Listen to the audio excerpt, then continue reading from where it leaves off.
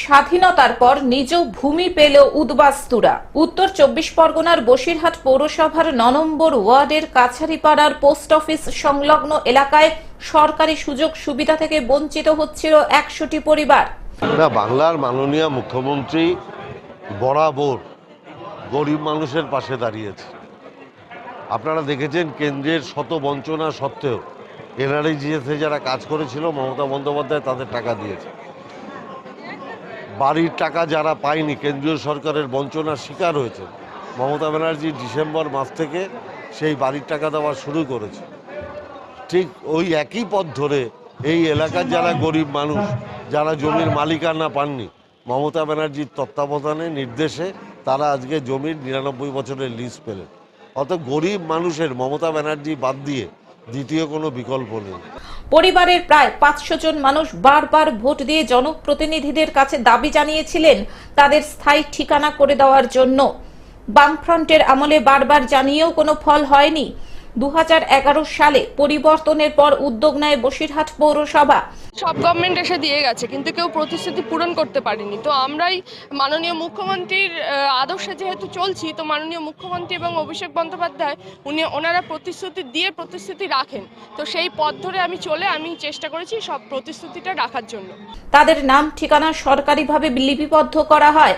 বসিরহাট মহকুমা শাসক আশিস কুমার, বসিরহাট পৌরসভার চেয়ারম্যান অদিতি মিত্র রায়চৌধুরী, 9 নম্বর ওয়ার্ডের কাউন্সিলর সোমা দাস বিশেষ করে এ বিষয়ে উদ্যোগী নেন।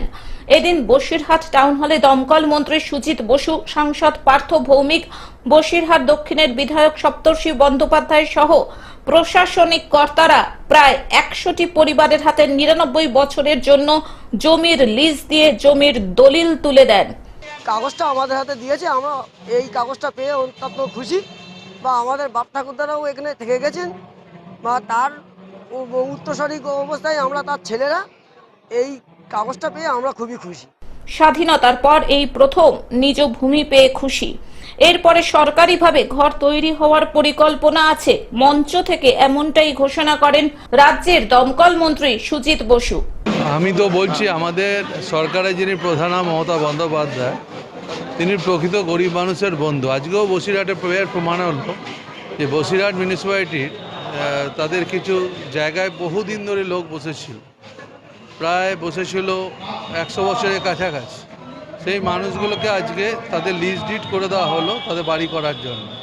তো এইটা একটা খুব সফল কাজ তারা করলো। বসিরহাট থেকে শ্যাম বিশ্বাসের রিপোর্ট, গ্লোব নিউজ। এখন থেকে গ্লোব টিভি দেখুন আপনার স্মার্টফোনেও। গুগল প্লে স্টোর অথবা অ্যাপল স্টোর থেকে ডাউনলোড করুন গ্লোব টিভি লাইভ অ্যাপ। এছাড়াও জিও টিভি অ্যাপ থেকেও দেখুন গ্লোব টিভি লাইভ।